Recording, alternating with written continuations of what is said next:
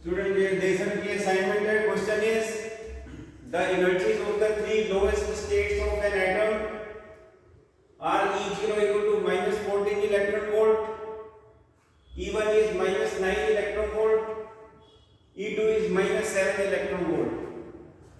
The Einstein coefficients are A suffix 10 equal to 3 into 10 to power 8 second inverse, A20 equal to 1.2 into 10 to power 8 second inverse, and A21 equal to 8 into 10 to power 7 second inverse. If a large number of atoms are in the energy level E2, the mean radiative lifetime of this excited state is. Four options are given. Option C is correct. ये question net JRF जून 2020 में आया था. आइए इस question को करते हैं. Read the statement of question 2 times. Question ध्यान से पढ़ें. कैसे करेंगे student?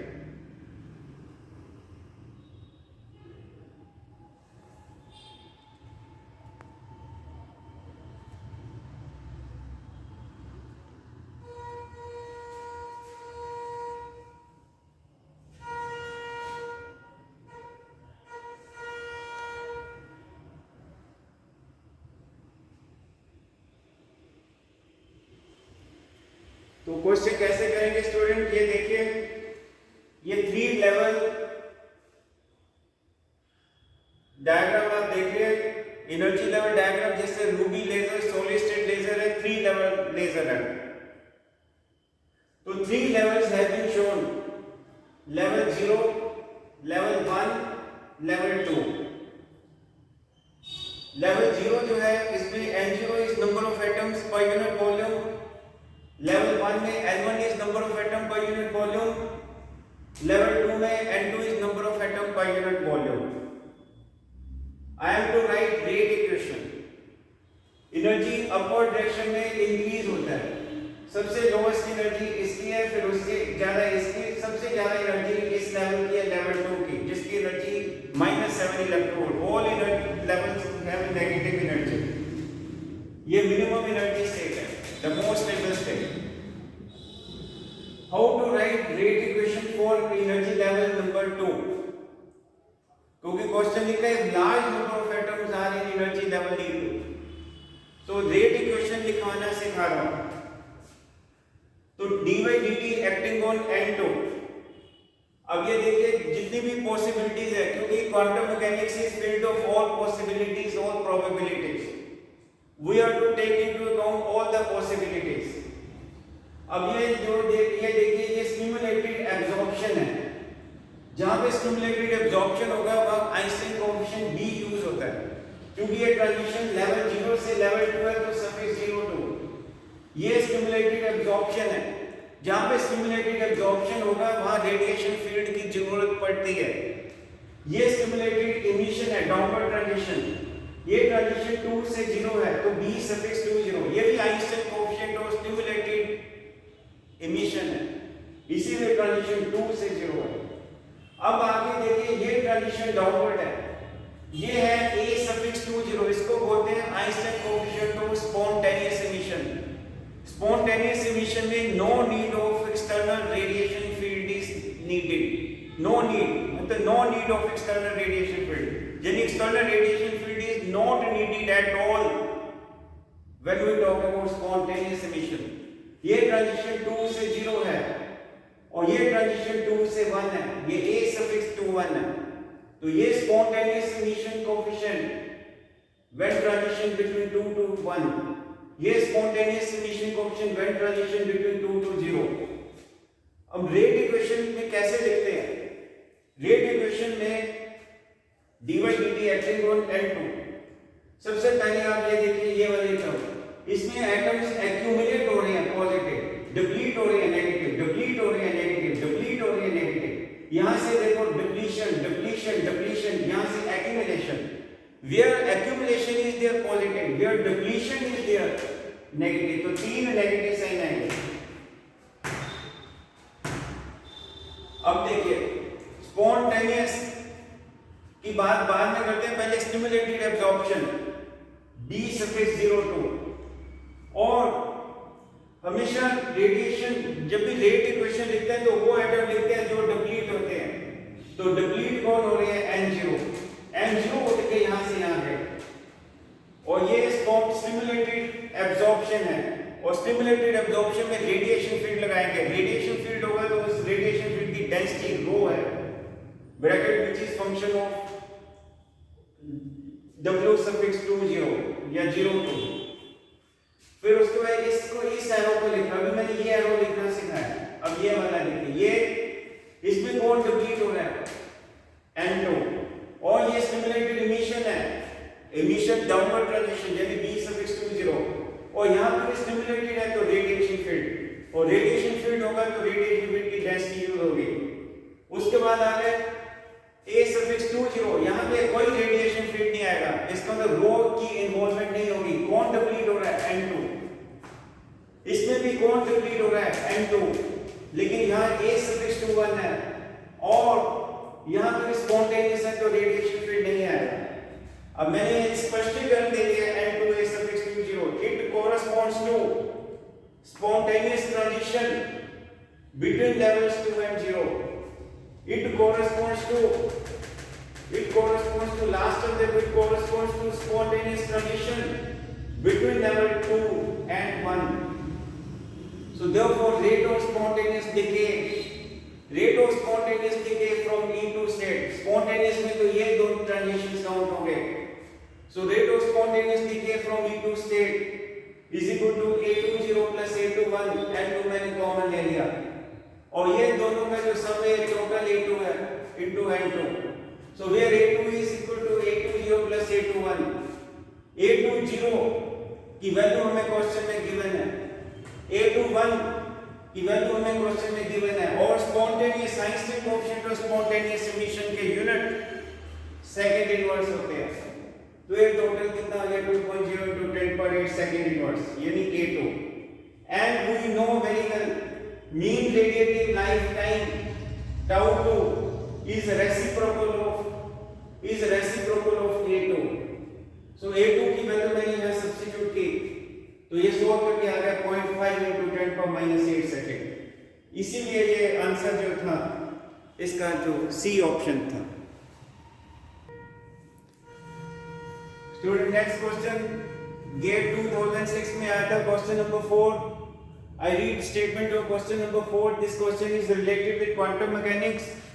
Question is wave function of particle in a one-dimensional potential at time t equal to 0 is the psi bracket में x comma t equal to 0 equal to 1 or root 5 bracket में 2 psi 0 of x minus psi 1 of x, where psi 0 of x is ground state of particle with corresponding energy E0 and psi 1 of x is first excited state of particle with corresponding energy E1. He is asking me question, find wave function of particle at time t, instant t पे wave function particle का कितना होगा। अब देखो initial state जो है, जो t को to 0 पे जो स्टेट होता है, आइगन स्टेट या आइगन फंक्शन, वो इनिशियल स्टेट बोलते हैं। तो psi bracket x comma t को टू 0 पे जो हमें स्टेट दिया है वेव फंक्शन, वो इनिशियल स्टेट है, that is given to me. Examiner is expecting from me to work out wave function of particle at time little t। तो यहाँ पे हमें जो यूज करना है वो टाइम एवोल्यूशन ऑपरेटर यूज करना है। So time evolution operator is given as capital U bracket में little t comma 0 is equal to exponential bracket में minus iota capital H into little t minus 0 divided by h cross. So this is equal to exponential minus iota capital H little t over h cross. अब ये eigen value equation लिखा, capital H we know Hamiltonian, this is acting on, ये eigen state है या eigen function, इसको cat भी बोलते हैं, KET। तो इसमें Hamiltonian acting on eigen state Sai is equal to E, this is energy eigenvalue and this is eigenstate. Function of bearing on left, function of bearing on right same होगा तो ये eigenvalue equation होता है। अब ये capital H Hamiltonian operator acting on psi 0 bracket x, 0 is equal to E0 psi 0 bracket में x, 0 psi 0 मैं फिर बता दूं इनिशियल स्टेट है और अभी मैंने बताया था psi 0 के कोरस्पोंडिंग आइगन वैल्यू E0 है। इसी प्रकार से capital H acting on psi 1 bracket में x equal to capital E1 psi 1 bracket में x, क्योंकि psi 1 के corresponding energy eigen value question में गिवन है E1। Now how to find psi of x, t? Student psi of x, t को निकालने के लिए दो चीजों की जरूरत है। नंबर 1 u कैप, कैप का मतलब ऑपरेटर ब्रैकेट में t, 0 साथ में दूसरी चीज है this operator u cap bracket t, 0 will act on psi bracket x, 0 psi bracket x, 0 is initial state, therefore psi bracket x, t is equal to, अब ये psi ब्रैकेट x, 0 जो कि क्वेश्चन में गिवन है वो मैं substitute करने जा रहा हूं।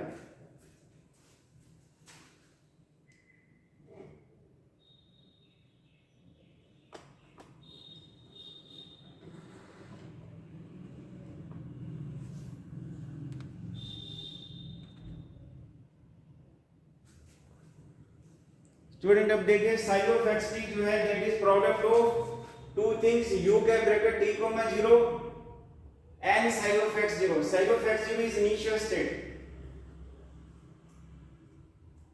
so psi of xt क्या आ जाएगा, psi of x0 जो हमें क्वेश्चन में गिवन है वो इनकॉर्पोरेट कर दिया है, वो आप स्क्रीन को स्क्रॉल करेंगे तो देख लेना 1 और √5 ब्रैकेट में 2, लेकिन ये u cap bracket t, 0 will act on psi 0 of x minus फिर वो u ब्रैकेट t, 0 जो कि ऑपरेटर है that will act on eigen state psi 1 of x। तो psi of xt क्या है, state at any later time later t। और अभी थोड़ी देर पहले मैंने u टाइम एवोल्यूशन ऑपरेटर बताया था कैपिटल U ब्रैकेट t, 0 किसके बराबर था, कैपिटल U ब्रैकेट t, 0 किसके बराबर था, exponential minus iota capital H little t over h cross, फिर साथ में w factor acting on psi 0 of x minus capital U bracket t, 0 किसके बराबर था, exponential minus iota capital H little t over h cross acting on psi 1 of x, और this is equal to 1 और √5। अभी मैंने बोला था h जब h psi 0 पे एक्ट करता है तो E0 की आइगन वैल्यू होती है, तो जब h psi 1 पे एक्ट करता है तो E1 आइगन वैल्यू थी, psi 1 की आइगन वैल्यू E1, तो वो psi 0 के कोरस्पोंडिंग h की जगह E0, psi 1 के कोरस्पोंडिंग h की जगह E1 आ जाएगा, तो मैं समझता हूं ये आंसर आ जाएगा। अब क्वेश्चन नंबर 5 असाइनमेंट में देखिए, show that the height of Gaussian distribution with the centroid mu and standard deviation sigma at x equal to mu plus sigma will be 1 or √little e of maximum value। अब Gaussian distribution हमें दिया हुआ है, Gaussian distribution याद होना चाहिए। Gaussian distribution में capital B bracket x का फॉर्मूला होता है 1 divided by sigma √2 pi exponential bracket में minus into x minus mu का whole square over 2 sigma square. अब क्वेश्चन में x की वैल्यू हमें दी हुई है म्यू प्लस सिग्मा, जाहिर सी बात है तो x माइनस म्यू क्या आ जाएगा, सिग्मा, तो x माइनस म्यू की जगह यहां सिग्मा रख देंगे, देखो p of x equal to 1 by sigma √2 by exponential minus ये सिग्मा स्क्वायर और 2 सिग्मा स्क्वायर कैंसिल तो e की पावर माइनस हाफ, और मैक्सिमम वैल्यू कब होती है जब x माइनस म्यू की वैल्यू 0 रखेंगे, तो इसका मतलब p ऑफ x की मैक्सिमम वैल्यू है 1 बाय सिग्मा √2 पाई, तो इसका मतलब जब x माइनस म्यू की वैल्यू सिग्मा होगी तो p ऑफ x की जो वैल्यू है उस मैक्सिमम वैल्यू का 1 बाय √e हो जाएगा। तो यही हमें प्रूव करना था कि height of Gaussian distribution with centroid mu and standard deviation sigma at x equal to v plus sigma is equal to 1 by root little e of maximum value. Thank you.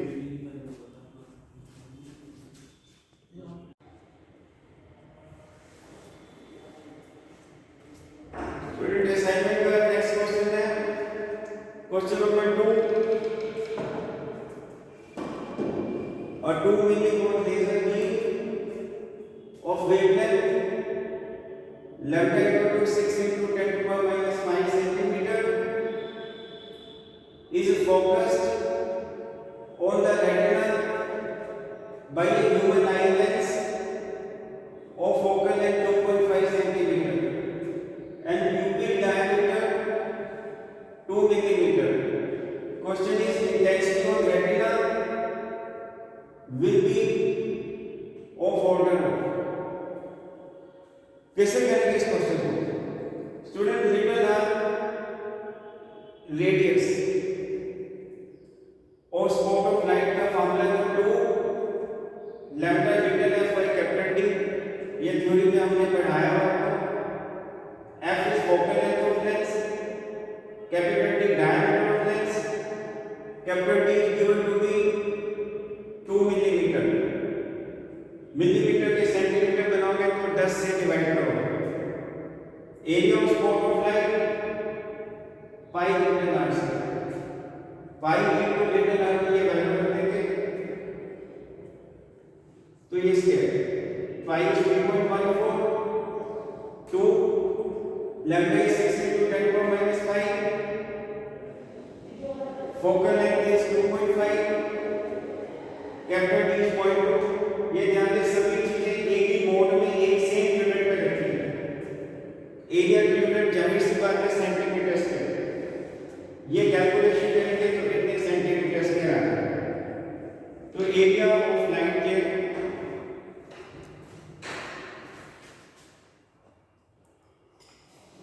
तो area of light आपने देखा, लेकिन हमारे से question में intensity पूछा हुआ. तो सेंटीमीटर टू मीटर कितने होते हैं 10 to the power minus 2. तो ये 10 to the power minus 4 metre square. Intensity is power over area. ध्यान दें तो पावर क्वेश्चन में दी गई है 2 मिलीवॉट. तो 2 मिलीवॉट मिलीवॉट में होते हैं 10 to the power minus 3 what. Milliwatt जो है that is 10 to the power minus 3 what. 2 milliwatt है तो ये यहाँ पे 2 मिलीवॉट तो 2 into 10 to the power minus 3 what ये होना चाहिए. और डिवाइडेड बाय एरिया जो है हमारे पास कितना आ गया. ये यहाँ पे 0.2 मिलीवॉट होगा. 0.2 into 10 to the power minus 3 तो 2 into 10 to the power minus 4. तो ये 0.2 मिलीवॉट लेजर है. तो इतने वॉट पर मीटर स्क्वायर हमारे पास ये आंसर आता है. नेक्स्ट क्वेश्चन इज हीलियम जो laser emits light of wavelength 60 to 8 angstrom with spectral range 10 to the power minus 7 angstrom. Its coherence time and coherence length are. ये coherence time 133 microsecond and coherence length 40 kilometre आएगा. कैसे करेंगे? coherence length का formula lambda square और delta lambda. Lambda is 60 to 8 whole square angstrom square और delta lambda is 10 to the power minus 7 angstrom. Solve करके इतने angstrom और एक एंगस्ट्रॉम में 10 to the power minus 10 metre. तो इतने मीटर और मीटर के किलोमीटर बनाए तो 1000 से डिवाइड किया तो 40 kilometre. Coherence length is capital L is product of coherence time and speed of light in vector. जो coherence time is capital L to middle C. Capital L is 40.04 into 10 to the power minus into 10.3 meter. Divided by little c is 3 to 10.8 meter per second. So 13.35 10 to the minus 5 second. 133.5 into 10 to the minus 6